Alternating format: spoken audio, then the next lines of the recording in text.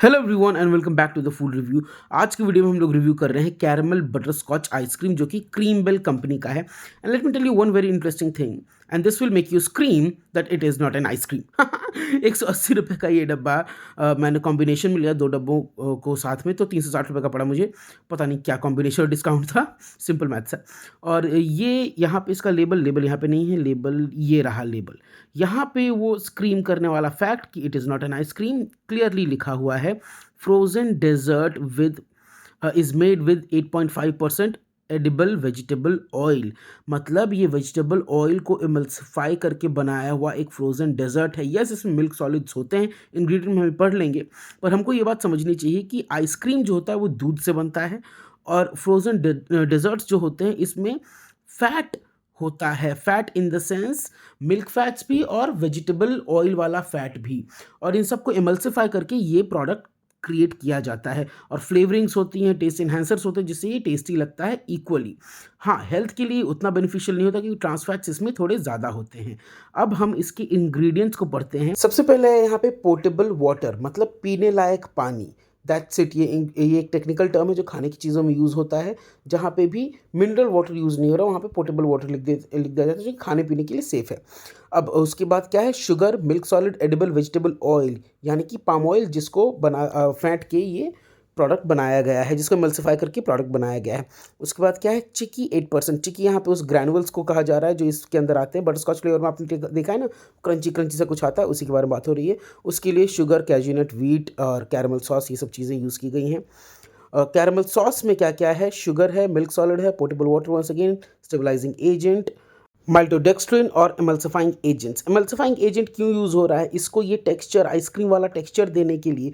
Fat को जब हम फेंटते हैं, जब हम उसको एमल्सिफाई करते हैं with milk solids and all, तो उसको हेल्प करने के लिए ये एजेंट्स यूज़ होते हैं, और उसी से ये टेक्सचर अचीव हो पाता है। और उसको स्टेबलाइज रखने के लिए स्टेबलाइजर्स डलते हैं जो इसके अंदर मेंशन्ड है। फ्लेवर डाला हुआ है, आर्टिफिशियल सब्सटेंस, जो भी चीज़ें ये बटरस्कॉच के लिए होता है वो हर किसी में होता है। ऐसा नहीं कि आइसक्रीम में नहीं होगा और इसमें है। वो ऑलमोस्ट जो भी आप प्रोडक्ट खा रहे हैं, आइसक्रीम हो चाहे फ्रोजन डेजर्ट हो, उसके अंदर रहेगा। और वैसे जिन लोगों को अभी तक एमल्सिफिकेशन समझ में नहीं आया, मैं सिंपल बता दूं, किसी भी फैटी चीज़ को अगर आप बहुत ज़्यादा फेंटते हो और एयर के साथ एयर इनकॉर्पोरेट करते हो उसमें, तो वो थोड़ा फ्लफ़ी टेक्सचर में आ जाता है, क्रीमी हो जाता है, जिसको आप फ्रीज़ करके ऐसे फ्रोज़न डेज़र्ट्स बना सकते हो। जो यहाँ पे क्लियरली मेंशन्ड है किस चीज़ से बना है। यहाँ पे कोई आपके साथ गलत नहीं हो रहा, आपको क्लियरली लिख के दे दिया गया है कि ये न्यूट्रिशनल इन्फॉर्मेशन है इसकी, और ये इंग्रेडिएंट्स यहाँ पे यूज़ हुए हैं। तो अब हम लोग इसका न्यूट्रिशनल इन्फॉर्मेशन पढ़ लेते हैं। यहाँ पे 100 ml के पोर्शन के हिसाब से दिया हुआ है कि एक पोर्शन में आपको 125.7 कैलोरीज मिलेंगी, जो कि 6.3% ऑफ ए डेली रिक्वायरमेंट होगा। टोटल क्या कितना है इसके अंदर, 750 ml, सॉरी मैं भूल गया था, 750 ml का ही एक पैक है। उस हिसाब से आप सर्विंग्स देख लीजिए। इसमें कार्बोहाइड्रेट 17 ग्राम के करीब मिलेगा, टोटल शुगर्स 15.7 ग्राम, एडेड शुगर 8.2 ग्राम, और उसके अलावा हमारा फैट 5.3 ग्राम्स है, सैचुरेटेड फैट 2.6 ग्राम है, ट्रांस फैट 8.11 ग्राम, कोलेस्ट्रॉल है हमारा 1.6 माइक्रोग्राम, प्रोटीन है 2.3 ग्राम्स, और सोडियम है 30.9 माइक्रोग्राम्स। ये काफ़ी ज़्यादा होता है यार, किसी भी पैक्ड फूड में सोडियम की मात्रा तो हमेशा ही रहती है। और आप इसके हिसाब से अपना डेली रिक्वायरमेंट में कितना आना चाहिए वो भी देख सकते हो। Now it's time to taste it. मैं एक बात बता दूं कि ये आइसक्रीम मतलब ये फ्रोज़न डेज़र्ट जब आया था तो मैं इसको खोल के पहले ही थोड़ा खा चुका हूँ। अब मैंने सोचा कि इसका एक ऑनेस्ट रिव्यू बना देना चाहिए मुझे, और ये एक एज़ फूड रिव्यूअर मेरी रिस्पॉन्सिबिलिटी बनती है कि whatever I am eating, and if I know anything different about it I should share it.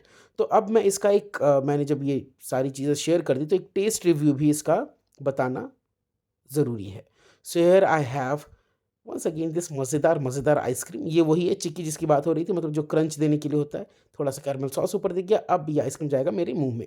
आहा, now it's time to eat. Wow, really very very very flavourful यार। Taste में तो you can't say कि ये frozen fat है या ice cream है, दोनों ही इक्वली मज़ेदार होता है। एक और चम्मच में खाऊंगा, बट उससे पहले मैं एक बात बता दूं कि एक चीज़ आप नोटिस करोगे कि जब आप फ्रोज़न डेज़र्ट खाते हो ना, it makes an extra layer on your tongue. मतलब आपको अपने ज़ुबान के ऊपर थोड़ा सा वो फैटी फैटी सा फील होगा, बट अगर वहीं पे आप आइसक्रीम खा रहे हो तो उतना ज़्यादा नहीं फील होगा। बट एक बात मैं और क्लैरिफाई कर दूं यहाँ पे, before I eat this spoon of ice cream, कि हम ये खाते ही कितना है, इस चीज़ को आप पहले समझिए। अगर आप एक रेगुलर ईटर हैं, अक्सर आइसक्रीम खा रहे हैं, तब आपको थोड़ा सँभल के खाना चाहिए। अगर आप मेरी तरह कभी-कभी खाते हैं, शौकिया तौर पे एज़ डेज़र्ट ये खा रहे हैं, तो कोई सा भी चलेगा, फ्रोज़न डेज़र्ट खाओ चाहे आइसक्रीम खाओ।